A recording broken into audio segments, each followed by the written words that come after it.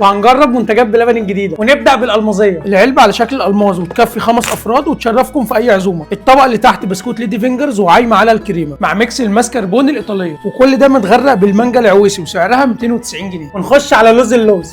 دي اجمد تحليه تجمع بين الكريمه البانيكوتا والرز بحليب المكثف، ومتغرقه بصوص الدولسي دليتشي، وعليها طبقه كراميل ولوز محمص بلبن مبدع في الحلويات دي. ولوز اللوز ثمنها 245. ندخل على عصير رمضان، صوبيا ومانجا وفراوله. عصير مانجا اسماعيلاوي حدوته سعرها 65 جنيه، والصوبيا القشطه لازم تبقى على سفره رمضان سعرها 55 جنيه، وطبعا الفراوله الفريش واحنا في الموسم بتاعها وطعمها حدوته. وبس كده يا سيدي، اعمل سيف للحلقه دي وتاكد انك عامل لي فولو على الانستجرام عشان في دلع جاي. سلام.